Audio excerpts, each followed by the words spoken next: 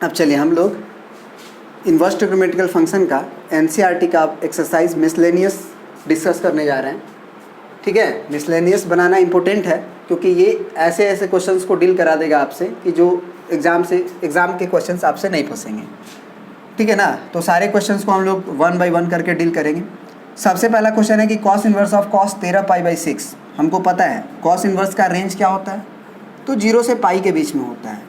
अगर हम 13π/6 लिख रहे हैं तो गलत लिख रहे हैं, क्योंकि 13 गुने 30 डिग्री, तो 13 या 39 390 डिग्री कभी भी कॉस इन्वर्स मैनेज नहीं कर पाएगा।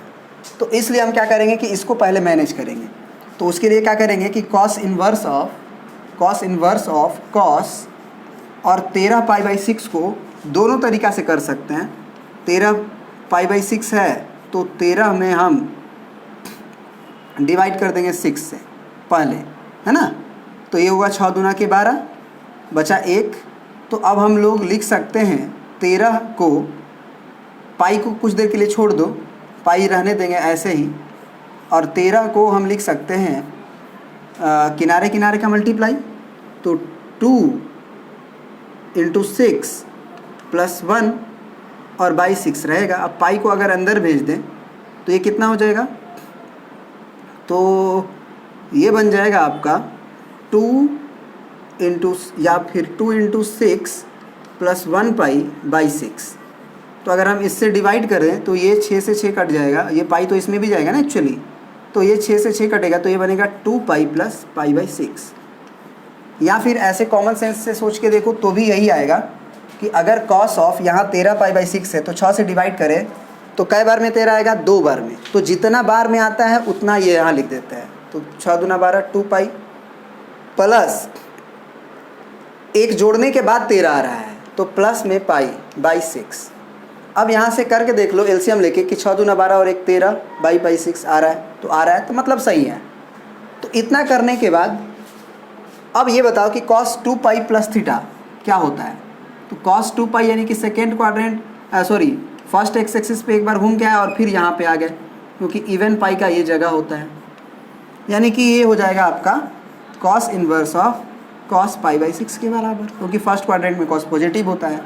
तो आंसर हो जाएगा π/6, क्योंकि अब जो है cos इन्वर्स ऑफ cos π/6 को डायरेक्ट π/6 लिख सकते हैं इसको काट के, क्योंकि रेंज में आ चुका है। अब आते हैं क्वेश्चन नंबर 2 पे। वही कहानी है, इसको देख लो कि हमारे रेंज में है कि नहीं। तो अगर हम इसका वैल्यू रखें तो 30 डिग्री, तो 7 × 21 210 डिग्री, और 10 इन्वर्स का रेंज हमको पता है -π/2 से π/2। तो फिर क्या करेंगे, इसको अपने रेंज में लाने का कोशिश करेंगे। तो उसके लिए 10 इन्वर्स ऑफ 10, वही कहानी, आप डिवाइड कर लो या मन में करो। 6 × 6 7 है, तो एक बार में कट जाएगा, तो 6 × 6 1 पाई और प्लस π/6। फिर आप एक बार जरूर चेक कर लो कि ये एलसीएम लेने के बाद ये आएगा कि नहीं। तो बाई 1 करके एलसीएम लोगे तो 6 पाई और 1 पाई 7π/6 आ रहा है, मतलब सही है। अब ये किस क्वाड्रेंट में जा रहे हैं, तो पाई में अगर कुछ जोड़े तो आएंगे हम लोग थर्ड में। तो 10π + थीटा, 10 थीटा होता है, पॉजिटिव होता है ना थर्ड में, तो ये हो जाएगा 10 इन्वर्स ऑफ 10π/6। अब ये एंगल तो हमारे रेंज में है -90 और 90 के बीच में, तो ये कट के हो जाएगा π/6। तो ये आंसर हो गया आपका π/6। आई होप कि ये समझ गए होंगे। अब आते हैं कुछ क्वेश्चन प्रूफ दैट वाले, ठीक है। अब चलिए क्वेश्चन नंबर 3 है, इसमें बोल रहा है कि प्रूफ कीजिए कि 2 sin इनवर्स 3/5 = 10 इनवर्स 24/7। इस क्वेश्चन में प्रॉब्लम क्या है कि अगर अकेला साइन इनवर्स रहता तो हम जरूर इसको बना देते तुरंत, लेकिन ये 2 है और यहाँ पे 2 नहीं है। अगर हम क्यों बोल रहे हैं कि अगर यहाँ 2 नहीं होता तो क्यों बना देते, क्योंकि हम इसको अल्फ़ा मान रहे, तो हमको साइन अल्फ़ा डायरेक्ट नज़र आ जाता 3/5, क्योंकि हमने अल्फ़ा किसको माना है, साइन इनवर्स 3/5 को। तो यहाँ से हम 10 अल्फ़ा तुरंत निकाल देते, क्योंकि ये हमारा परपेंडिकुलर, यह है हमारा हाइपोटेनस, बेस हम निकाल देते 4 आ जाता, और तब हम 10 अल्फ़ा डायरेक्ट लिख देते कितना, तो परपेंडिकुलर बाई बेस यानी कि 3/4। लेकिन ये तो है नहीं, ये 2 जब तक गायब नहीं होगा तब तक काम बनेगा नहीं, ठीक है, तब तक काम बनेगा नहीं। तो कैसे गायब करें भाई, उसको कैसे गायब करें, तो उसके लिए आपको थोड़ा सा फार्मूलाज वगैरह याद होना चाहिए, ठीक है। आप मान लो इसको अल्फ़ा, इसको आप मान लो अल्फ़ा, ठीक है। तो अल्फ़ा मान लिए तो आप ये तो लिख ही सकते हो कि sine inverse 3/5 is equal to alpha. और ये अगर ये पॉजिटिव एंगल है तो निश्चित रूप से अल्फ़ा का वैल्यू 0 और π/2 के बीच में ही होगा, क्योंकि नेगेटिव रहता है तो -π/2 से π/2 जाता है, और ये अगर पॉजिटिव हो जाता है तो आपको पता है कि ये फर्स्ट क्वाड्रेंट लेता है। ये कहानी हो गई, ये कहानी हो गई, हम बेस वगैरह भी निकाल लिए। ठीक है, चलिए अब यहाँ पे एक बात बताइए कि ये जो LHS का वैल्यू आया उसको आप कुछ देर के लिए ना, इसको अगर अल्फ़ा माने हैं तो ये आप K मान लीजिए पूरे वैल्यू को, और K को प्रूफ कर दीजिए, ये इसको K मान लीजिए आप, है ना। और लास्ट में आप प्रूफ कर दीजिएगा कि K1 हमारा 10 इनवर्स 24/7 है, क्या दिक्कत है। तो यहाँ से आया 2 alpha is equal to K1। ठीक है, जहाँ पे अल्फ़ा है साइन इनवर्स 3/5, तो साइन अल्फ़ा का वैल्यू 3/5 आया। अब यहाँ पे एक बात बताइए, हम दोनों तरफ साइन ले सकते हैं, साइन ले सकते हैं ना, दोनों तरफ ले लो, या फिर 10 ले लो, क्योंकि 10 की आवश्यकता है हमें।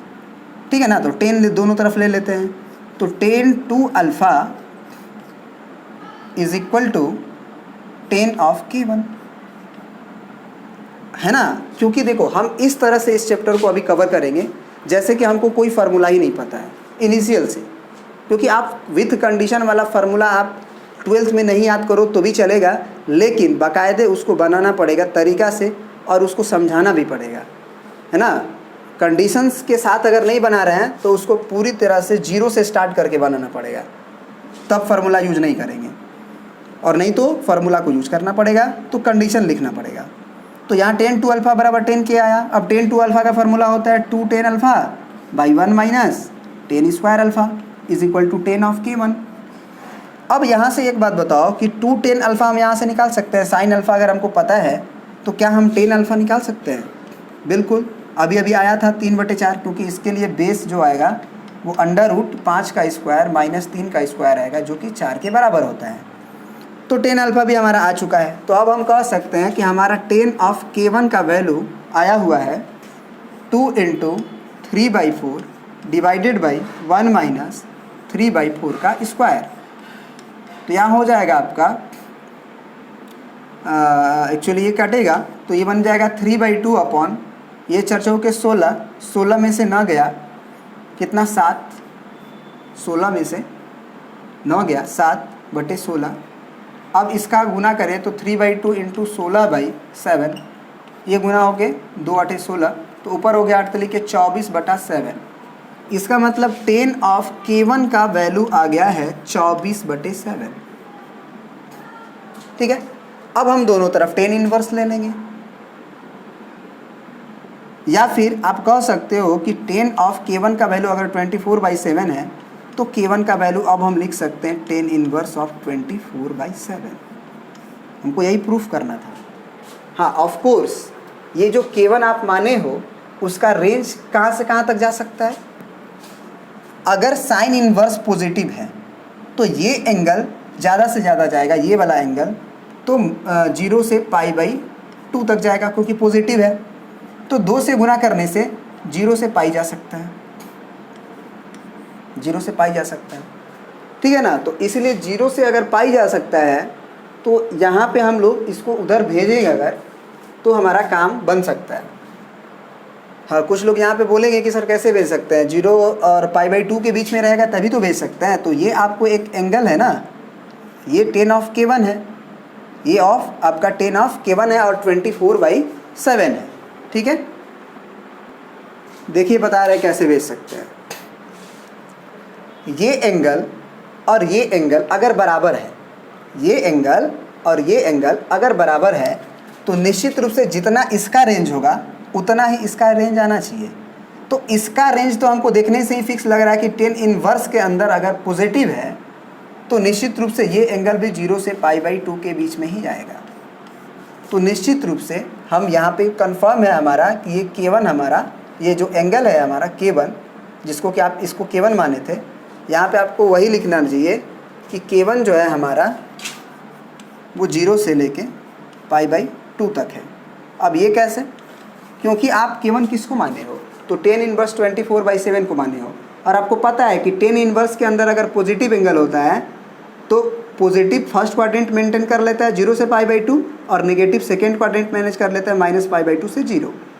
तो इसीलिए K1 जो है वो 0 से π/2 के बीच में है, तो निश्चित रूप से हम इस 10 को उधर भेज सकते हैं, इन्वर्ट कर सकते हैं, ठीक है ना।